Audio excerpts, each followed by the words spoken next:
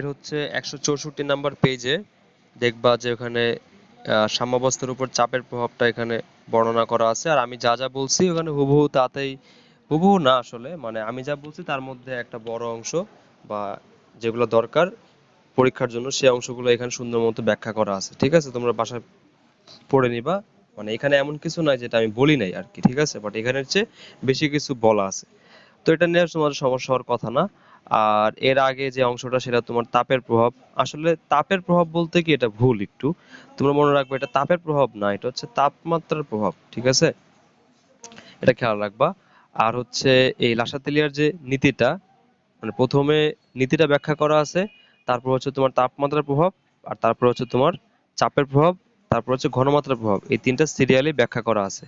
So আমরা তো আরো ডিটেলস পড়ছি, সো পরীক্ষা আসলে তোমরা ডিটেলস দিয়ে দিবা। আর হচ্ছে যে বিক্রিয়ার হার এগুলো তো পড়ানো হয়েছে, সমস্যা নাই। যাই হোক, তো এই যে দেখো পেজ নাম্বার 163 থেকে তোমার লাসাতিয়ার নীতিটা শুরু। তো আমাদের হচ্ছে এই চাপের প্রভাব অবধি আমাদের শেষ। তো দেখো লাস্টে জাস্ট একটুখানি বাকি আছে, সেটা হচ্ছে সাম্যাবস্থার উপরে ঘনমাত্রার প্রভাব। এই তিনটার মধ্যে সবচেয়ে ঝামেলার ছিল তোমার তাপমাত্রার প্রভাব, তারপরে চাপের প্রভাব, আর সবচেয়ে সহজ হচ্ছে তোমার ঘনমাত্রার প্রভাব। এটা খুবই সহজ, ঠিক আছে। কিভাবে? ধরো আমরা এতক্ষণ যে বিক্রিয়াটা শিখতেছিলাম আমরা সেই বিক্রিয়া দেখবো। ধরো তোমার হচ্ছে নাইট্রোজেন আর হাইড্রোজেন, 3 অণু হাইড্রোজেন বিক্রিয়া করে তোমার 2 অণু অ্যামোনিয়া উৎপাদন করে, ঠিক আছে।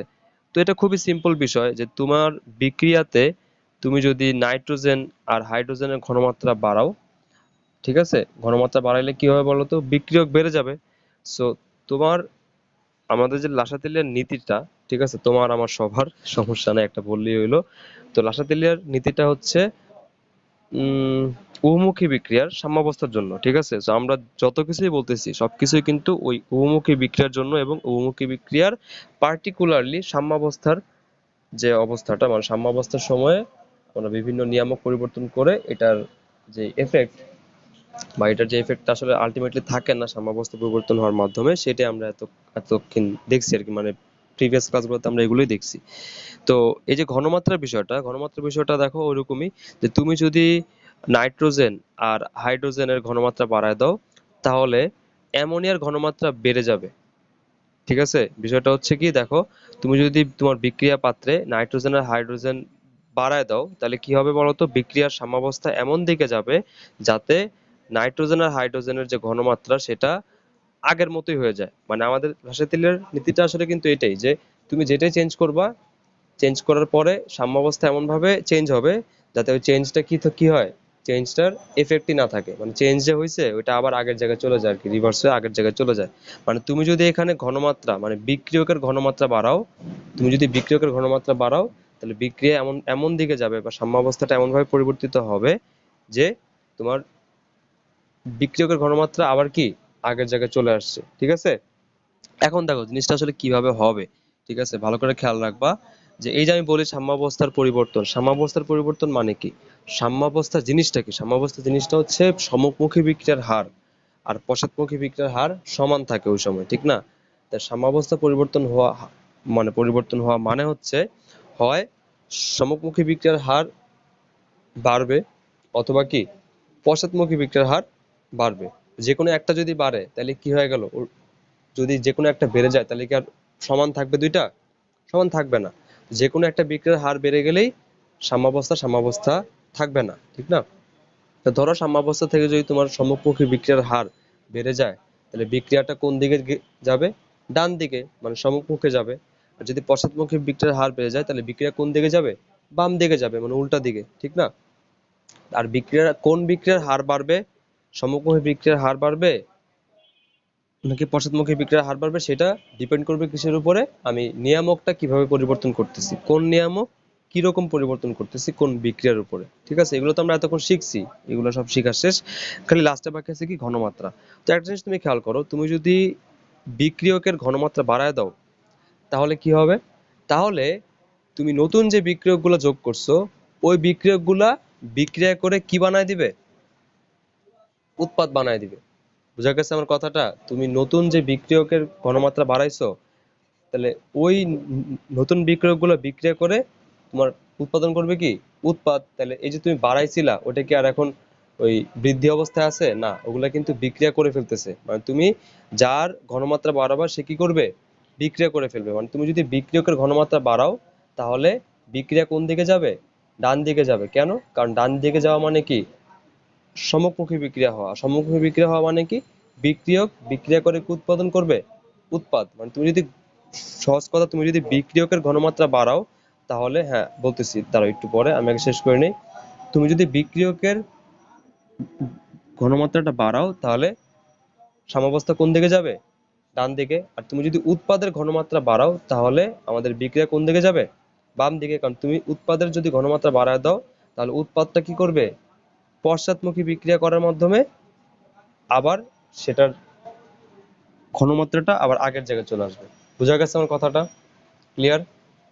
আচ্ছা, এবার হ্যাঁ লাবিদ, তোমার প্রশ্নটা বলো।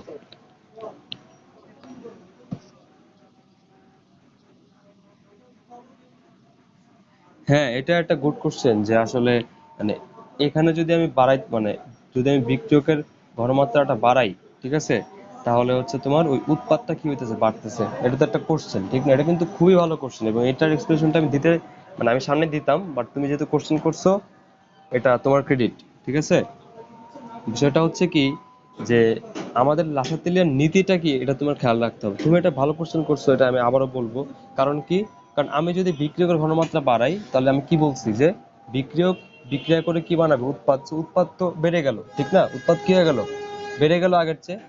এখন এটা থেকে আদৌ কোনো সমস্যা আছে, তুমি একটু ভেবে দেখো তো। লাসাতেলিয়ার নীতিটা আসলে কি?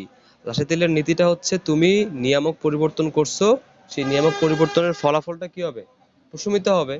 এখন তুমি পরিবর্তন করছো কাকে, বিক্রিয়কের ঘনমাত্রাকে। সো বিক্রিয়কের ঘনমাত্রাটা যে তুমি যদি বাড়ায় দাও তাহলে ওইটা কমে গিয়ে আগের জায়গায় আসবে। আর ওইখান দিয়ে কি হবে, উৎপাদের ঘনমাত্রা বেড়ে যাবে।